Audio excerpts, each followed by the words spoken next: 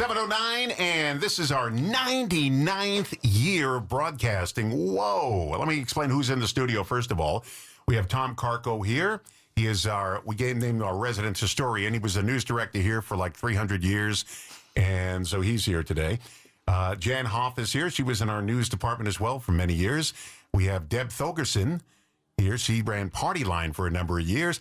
And we have the little kid who mowed the lawn at our 92.1 location on Taylor Avenue. Mowed the lawn. There's this little kid. We found him. We searched the internet, and he was right down the hall the whole time. Chris Moreau, who's the president of the southern region of Civic Media, and also our general manager here at WRJN.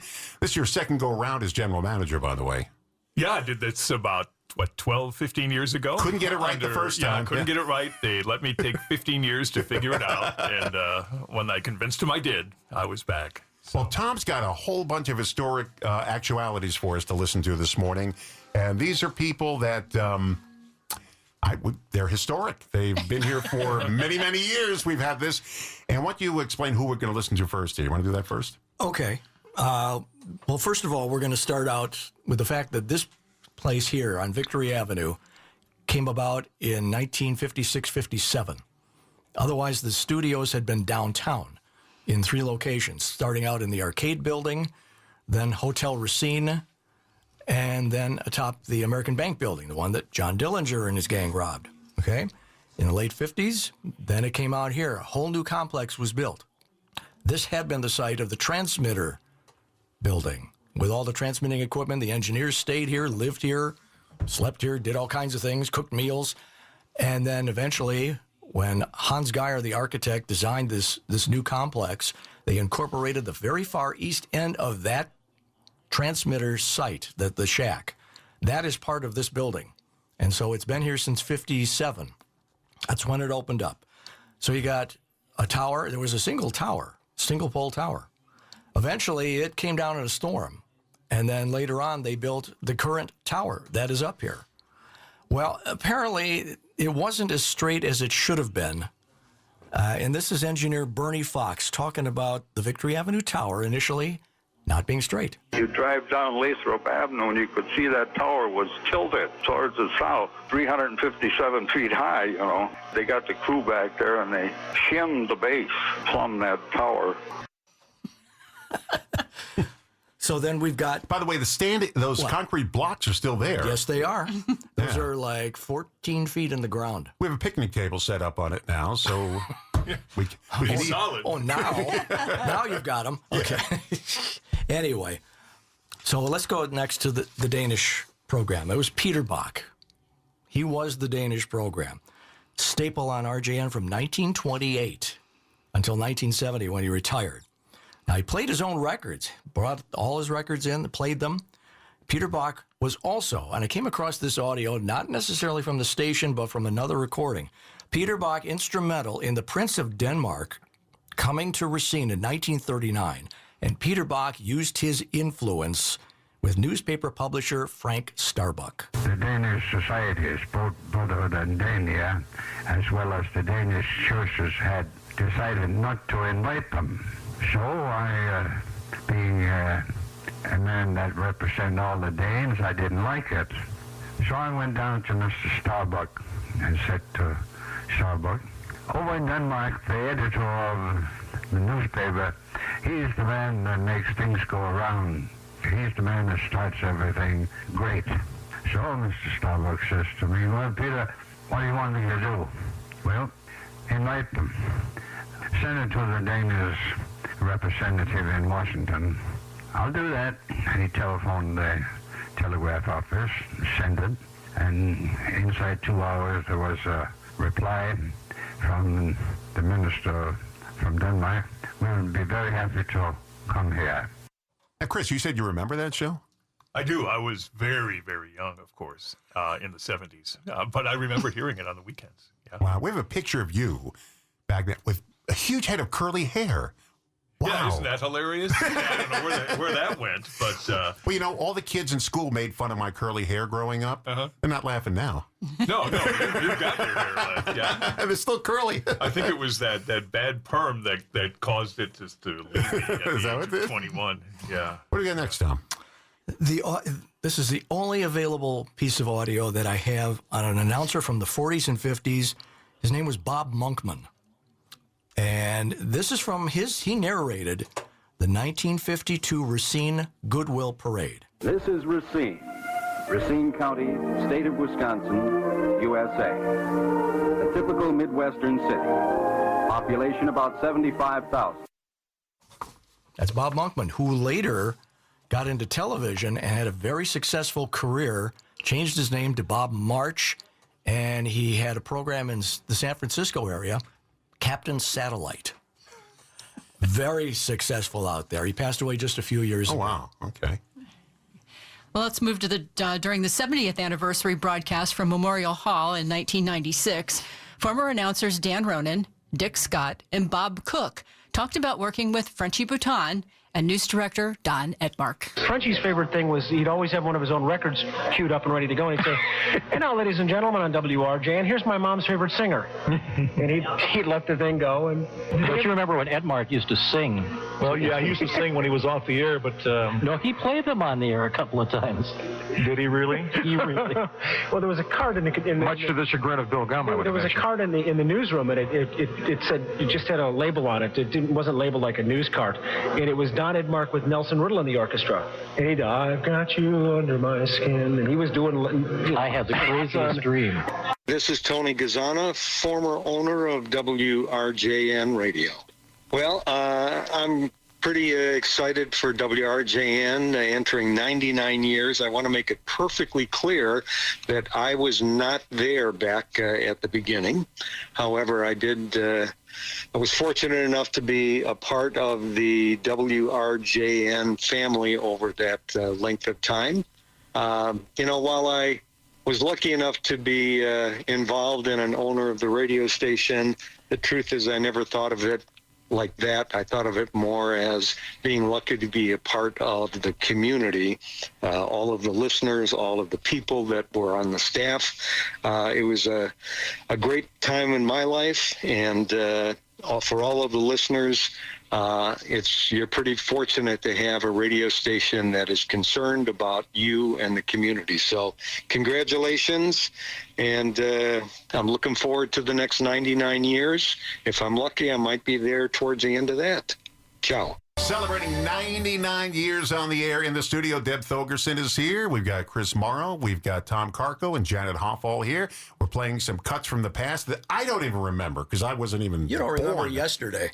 Yeah, I wasn't born when these were on, so I'm a young guy. All right, so let's continue. Jan, what do you have for us? Okay, well, now we'll go to Jim Bradley, who hosted the American Motor Show mornings and afternoons on WRJN from August 1977 until the end of 1984, and then became the station's morning show host the following year. I'm Jim Bradley. This is the American Motor Show. Start of the weekday, Monday, January 30th. We wind down this first month of 1984. 29 minutes after the hour, 6 o'clock. Jim Bradley, we've got to step aside with the American Motor Show. Thank you very much for tuning in. Jim Bradley, legendary. He's out in California, had a very successful business career out in California. He's retired now. Well, he wasn't going to make his money in radio, that's for sure. So I'm glad he had a good business career. So let's talk Frenchie Bouton, legendary announcer, local entertainer in this area. This is a 1986 clip, along with staffer Ruth Ann Chase, and they're talking about Thanksgiving, what you're thankful for, and also mention of the jail and bail fundraising effort to fight cancer. On this day before Thanksgiving, we certainly should get some phone calls today, at least I hope so. Well, yeah, let me put you on the spot, Frenchie. What are you thankful for? Right off the bat, the first thing I'm thinking about is WRJN's co-sponsorship of the jail and bail last week for the American Cancer Society. The people that participated raised in excess of $56,000, which is just unbelievable. So we were just thrilled that we could match last year and possibly sometime go even next year, go even higher than that. So, You know, the 3-year total has been very impressive. oh, about $150,000 for the 3 years. Frenchie Bouton. So let's go to October of 1987. WRJN is at night running the Tom Snyder radio program. It's on the network, okay? So at the time, announcer turned board operator Maria Bell speaks to Tom Snyder about helping Snyder's mother to be able to hear him in Milwaukee. You can turn it off, just don't move the dial. I got you. That is the secret. I told your mom last night. She told me she'd do it, and I think she did it, Tom. I'm sure she heard this show, and she hears you now. When I get home tonight, Maria, I'm going to hear. Now tell what I did to your schedule. Tom. Yes, Maria. I'm a displaced worker now because of the great Tom Snyder. I have now turned into a babysitter, a button pusher. After 6 years of having this time to play all the greatest music, I now sit here and listen to Tom Snyder all evening long. Oh, Maria, what can I do? Well, Tom, I thought of something. Okay. We can just get any old robot to do what I do, and I'll come out there and work with you now. Listen, you're a very good sport to do this for me, and I really appreciate your kindness to my mom on the telephone. And I am really glad that I was nice to her. She didn't tell me she was your mom. Yeah, I think she wanted the power to be upped. I think that's what Tom Snyder said, the mother wanted the power. Turn the power up because she's in Milwaukee, can't hear the station because we're in Racine at the time, and there's no FM translators. Well, there is now. Don't push the power. Yeah. So that was part of that discussion. The WRJN News Department, we kind of have a familiarity with that. It was started by Don Edmark in 1969, then led after that by Gary Sewer, and then me, and now it's Stuart J. Waddles who's in charge. But there is so many other talented reporters that we had. This particular clip is Steve Groh. He was here from 1989 till 1992. This is his final day with announcer Bob Cook. That's AM 14 News. I'm Steve Groh.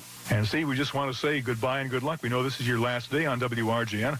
Bob, it's so hard to believe that it's been 3 years and 2 weeks to the date that I started here at WRJN, and to believe it's all over is just incredible. And the greatest people I ever worked with, my friends for life, and I love you guys, and I'll miss you dearly. In late 1989, Partyline host Debbie Thorgersen had the chance to talk in studio with two of the Munchkins from The Wizard of Oz. That, of course, is a clip from The Wizard of Oz as Dorothy leaves Munchkin Land. Now, that stirred up some memories for you. You can imagine how much more that means for a very special guest today. We have Margaret Pellegrini with us and Fern Formica, two of the original players of the Munchkins from that fabulous 1939 classic, The Wizard of Oz. And also Pat Boulder for St. Luke's Hospital, who, of course, is responsible for coordinating their visit in conjunction with the Christmas House. Big welcome to you. Thank you so very much. It's an honor to have you here. It really is. Thank you for having us. And Pat, welcome back again to you too. Is The Wizard of Oz one of your favorite topics? Oh, naturally. I've learned more about The Wizard of Oz this year than I ever knew before. Oh, really? Yeah. Since it's the 50th anniversary, I suppose it's just a really big time of your life right now again. Yes, it really is. Wow, sounds like they're all on helium. Oh. And we'd like to extend... Oh, are you talking to me? Yeah. No, I'm sorry. Go ahead. Debbie. Yeah, Dr. Debbie. So that's historic to have the Munchkins in here. Yeah, As a matter of fun. fact, you took a picture with that sign that's right over here. Right. Yeah, I So- remember that very well. Yeah, so those were they the only living Munchkins at that time? There may have been a few others, but those were the two that they hired through the hospital to come and be at the Christmas house that year. I hate to call them the Munchkins because they actually are, human beings, and we call them the Munchkins. Right. It's like those little donuts they sell at Dunkin' Donuts, the Munchkins. Well, especially with the movie out now, Wicked for Good.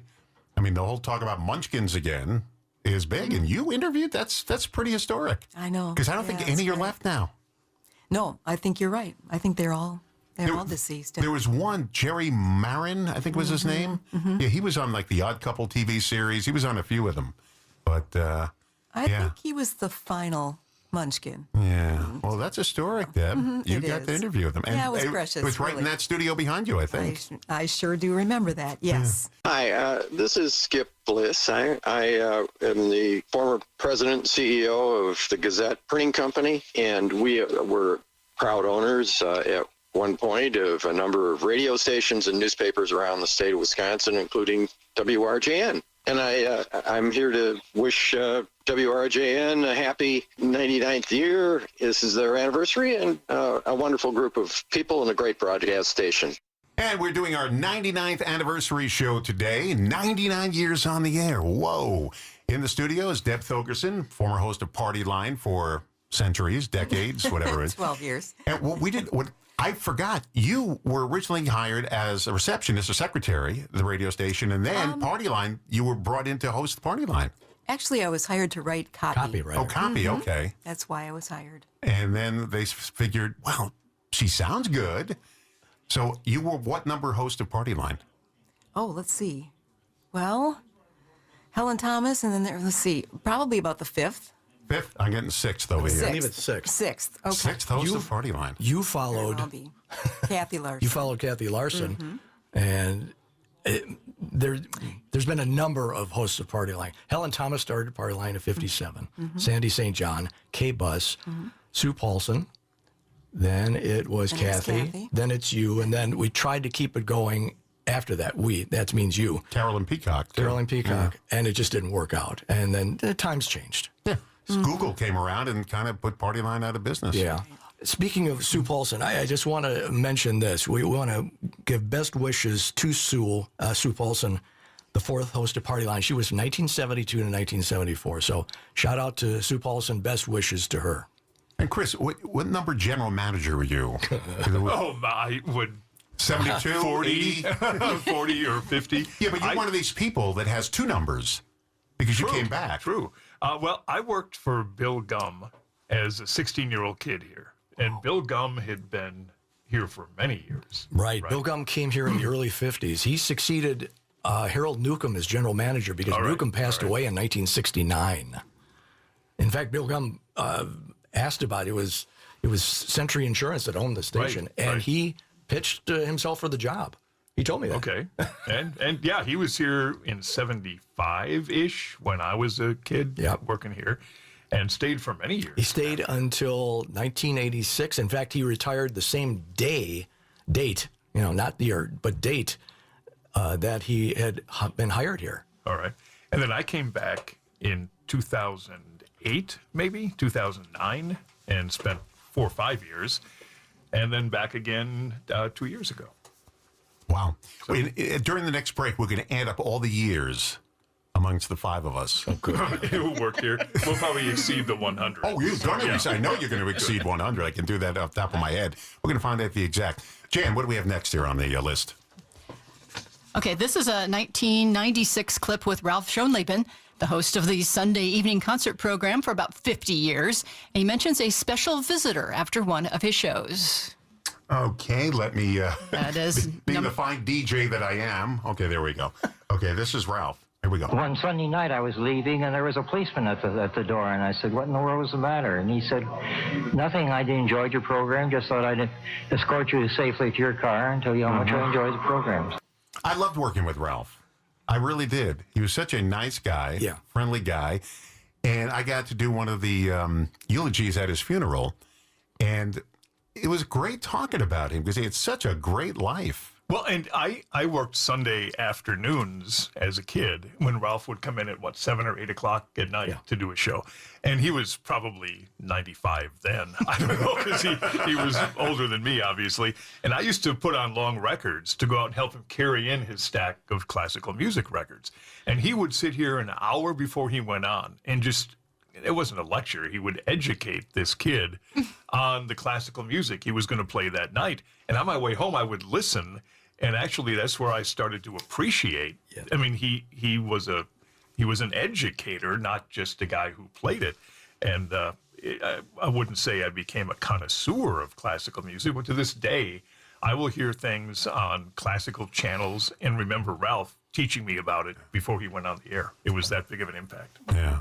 In October 1999, then morning show host Kurt Vollman got a rare opportunity to work with a special guest. Co-hosting the program with me this morning is my dad. Hey, Dad. Yes? So what do I call you? See, you're like, I'm like your superior this morning, and that's an unusual situation for me to be in. So do I call you Dad, or do I call you Fred? What do I call you? Whatever you want to. Just don't call you late for donuts. Yes, they're right. Kurt Vollman. I worked with him for a number of years. We had a lot of interesting mornings. He still works here. He's Yes, our he does. afternoon announcer. And I listened to him then. I just had lunch with him the other day. Every month we do one lunch. Every month, no matter what. Who pays? We split it. Oh, okay. Yeah. All right. Let's go to 2001. Announcer Bill Lawrence and promotions director Lou Turner are talking about a contest prize package, which includes an inside tour of then Miller Park, home of the Milwaukee Brewers. I haven't had a professional tour of Miller Park. I mean, I've gone there like 3 or 4 times this year and seen it for myself. But the professional tour, that's what you want to see because you get to go in the clubhouse and the dugouts and all that fun stuff. Yeah, now it is going to be a game day, so you may not be able to actually go in the locker rooms and stuff. Well, they'll take you around. They'll show you the good stuff. They'll be changing in that in there. They like to keep that private. Oh, sorry, Mr. Jenkins. Oh, Mr. Burnett. And I don't think you actually ride the roof or anything like that spectacular. Now, that would be fun. Now, historically, the very first broadcast ever done from Miller Park was Kurt Volman. Before the stadium opened, we went down there. I went with him to, scope it out, and we were given a complete tour. It wasn't even the locker rooms weren't finished totally yet, but we set up the broadcast. He sat in the special, media area, and he did the whole morning show from there. So the very first broadcast from Miller Park, a.k.a. AmFam Field, was done by Kurt Volman on WRJN. Yep. There we go. I think Laurel Prieb gave us the tour. Probably, yes. Yeah. That would be that time. Okay, so staffers at the station occasionally did other jobs in time of need. If somebody couldn't do something, say, I can do it. Okay, so sales manager Leo Edelstein volunteered to broadcast a high school football game in place of John Weiser. John Weiser had another commitment, family commitment. But Leo Edelstein didn't forget his bread and butter. We'd like to thank our great WRJN sports boosters. We could not do it without them. And if you run a business and would like to become a sports sponsor on WRJN, just give us a call next week at the radio station. Don Rosen, thanks very much for helping out here at the ballpark, and to Bill Lawrence back at the radio station for spinning the dials. And our final thanks to our loyal WRJN listeners for tuning in to high school sports all year long on your exclusive high school sports station, WRJN. Once again, the final score tonight from Union Grove, it's Union Grove 28 and St. Catharines 13. This is Leo Edelstein subbing for John Weiser, thanking you for tuning in. Good night, Mrs. Calabash, wherever you are. By the way, I don't remember helping anybody at this building ever. You helped a lot of people. I don't think so. I think that was a mistake. Union Grove, I don't think so. Yeah, as I've said in the past, you helped raise the profile of this place exponentially over the years, and you deserve a lot of credit for that.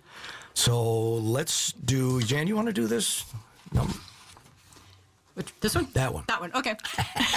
Well rehearsed. May 12th of 2023 was the final WRJN morning show for Mike Clemens, who was joined by news director Stuart J. Bottles. Today's my last day doing this show. I'm still going to be with WRJN. Been doing it for the last 8 years. Greatly appreciate the feedback we've had from you folks, the listeners and everything.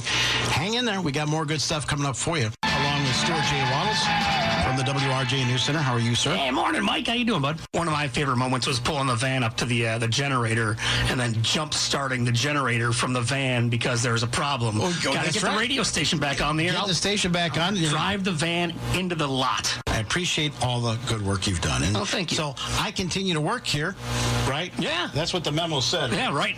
Let me check this. Okay, yeah. I will be covering sports. And he still works here. What do you know about that? He does a great job covering all our sports, travels all over the country doing it, by the way. He does a great job. He does a very good job. He does our sports reports, and he gets us exclusive interviews with some of the big newsmakers in sports, too. That's very good. Hi, folks. Dave Magnum. Along with my 2 sons, Reed and Ty, we had the privilege of WRJN being part of our group from 2014 to 2023. We were able to add 2 FM signals, 98.1 Kenosha and 99.9 Racine. Also, during our ownership period, we invested in reinforcing the infrastructure of the famous office and studio building, and we're delighted that Sage Wiles Civic Media has taken the technical facility to the next level. Happy 99th anniversary to one of America's truly heritage radio stations. WRJN. We are celebrating 99 years on the air today. 99 years. Next year's our 100th. We'll talk about that later on. Deb Thorgersen is here, host of Partyline for How many years were you? 12 years. 12 years doing Partyline. And you were so polite to people.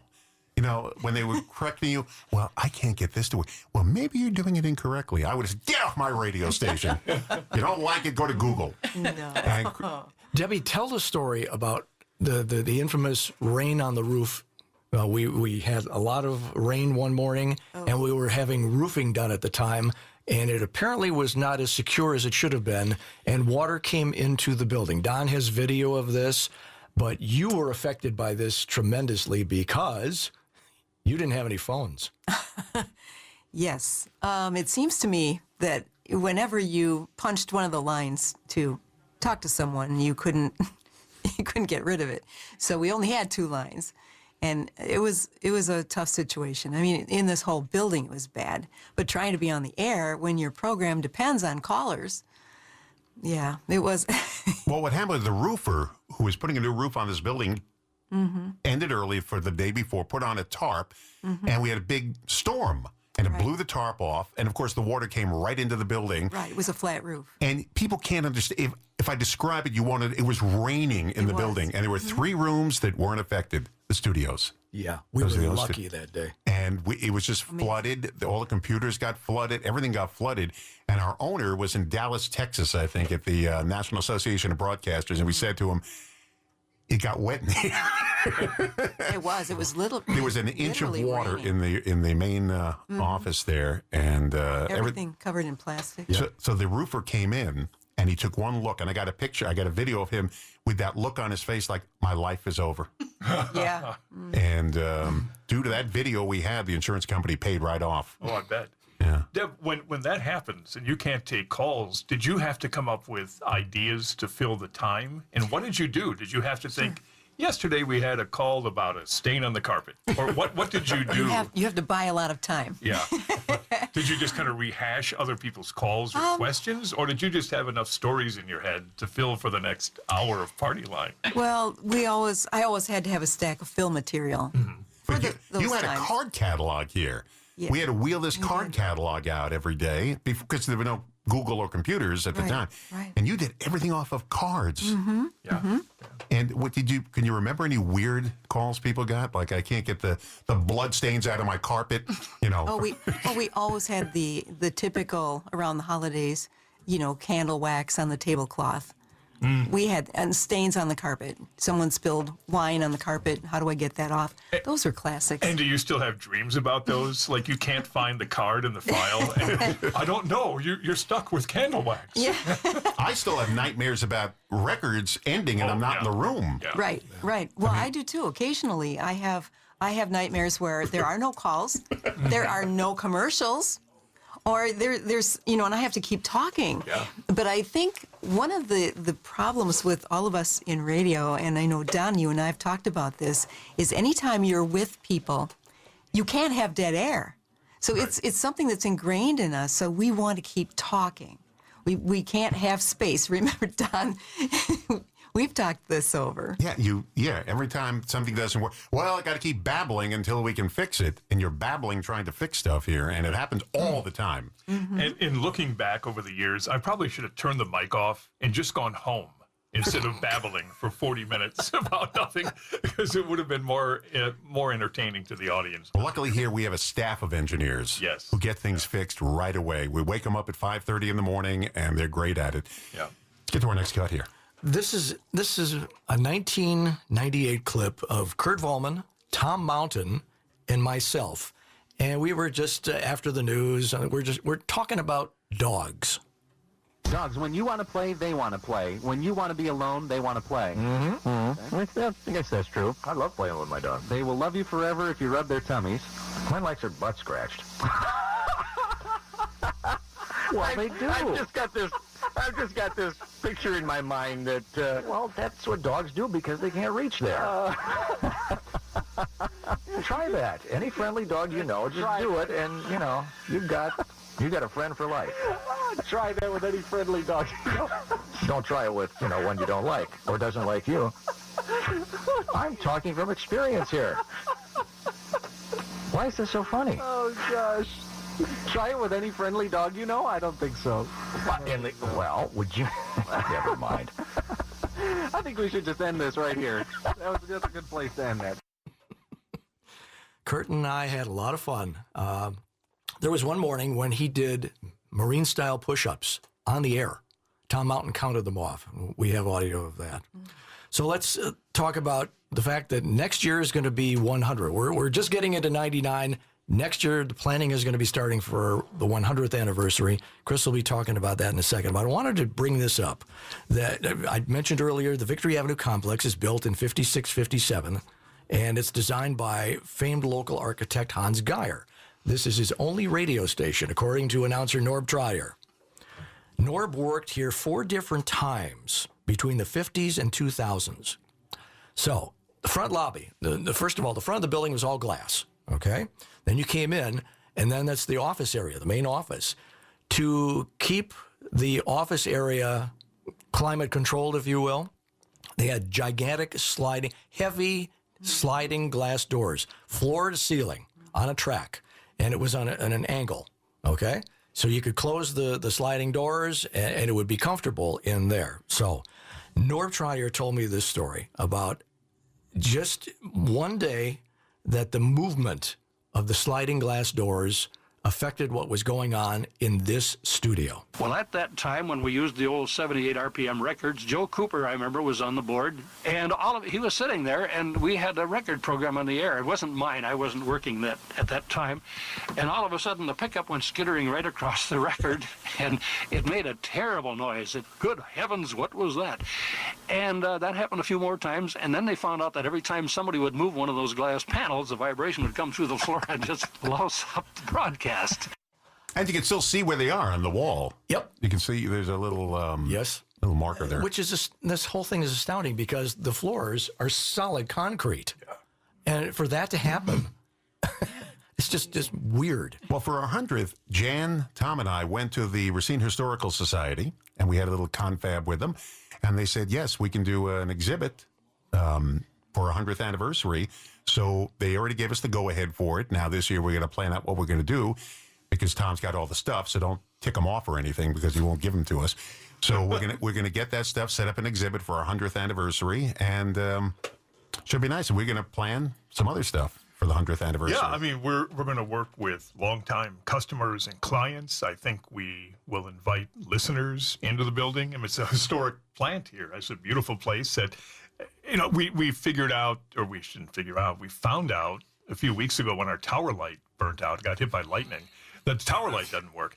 I don't know how many calls we got from people who were telling, your tower light's out, when's it coming back? Channel 4 Channel 4 did a story on it. So, I mean, people depend not only on the tower light to find their way home after a night of party, but they depend on the station. So we're going to invite people in. Hopefully Tom and Jan can put together some displays in here to go with the museum and make it a big deal. 100 years is something that most stations, especially AM stations in industrial towns, simply don't get to. So we're going to be one of a handful across the country to get to that centennial mark, and we're going to make it a big deal and really thank Racine for doing it, for keeping us here. Couple of final thoughts, Jan Hoff.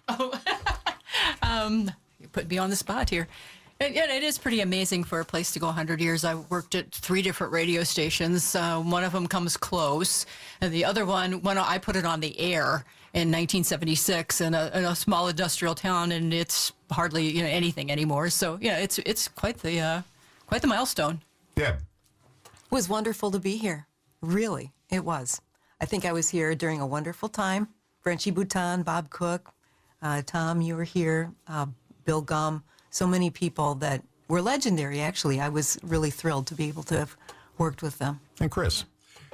Same as Deb. I got here, I was all of 16, and Frenchie Bouton was one of the guys, you look up to as a local listener. But Bob Cook, Jim Sorensen, Dave Armstrong, the guy who did Nights and eventually moved up to Stevens Point, Don Edmark and Gary Sewer. I mean, all people who influenced me. And to come back 50 years later, to actually get to kind of take the helm, for me, it's been a full circle deal. So I simply love being here. Tom? I just want to do a shout out to Civic Media for re-energizing this historic broadcast outlet. It's going great and it sounds good. And great kudos to the company and to Chris for making it sound like it's Racine's radio station again. And thank you for putting this together. Yeah. You do a great job on it. It takes a lot of work to find this stuff and get it to me, and I do appreciate it. Very appreciative. Okay? We want to mention some of the people we lost this last year or so. Carrie Sewer, our legendary news director, passed away not too long ago. And one of my favorite people here, Ron Richards, who's been here he was here over 20 years. And we miss Ron. And all the people, I went over the list over the phone with you of all these people that have gone. Also Lou Turner. Oh, Lou Turner, Tom Kramer, and Scott Bozak. Yeah. Yeah. A lot of good people. Yeah. We're going to end the program today on our 99th anniversary. And by the way, before we end it here, I want to remind everybody, we have done interviews as part of our historical marker series, and they're all podcasts. Wherever you get your podcasts, Apple Podcasts, WRJN.com, civicmedia.us, Spotify, wherever you get your podcasts, you can look them up. They're all there. And you'll hear interviews with people that worked here over the years. And we're going to put this on a podcast, too, so you can hear it as well. Deb, Chris, Tom, Jan, thank you very much for coming in. Let's wrap it up with our current owner of the radio station. Hello, everyone. My name is Sage Weil. I'm the founder and CEO of Civic Media. I'm the proud owner of WRJN here in Racine. Maybe, I don't know if I should say this, but I'm not sure we fully appreciated what we were getting when we bought WRJN a couple years ago, both in terms of the challenges that we would face and also the rich heritage and history of the station. But I'd just like to say that I'm incredibly proud of the work that Don Rosen and Chris Moreau and all the other folks have done in rebuilding the station into a state where it's truly serving the community with local news and information. And I'd just like to wish a happy beginning to our 99th year broadcast. Thank you, everyone. Local news and timeless hits. WRJN, Racine, Kenosha. And WZTI Greenfield.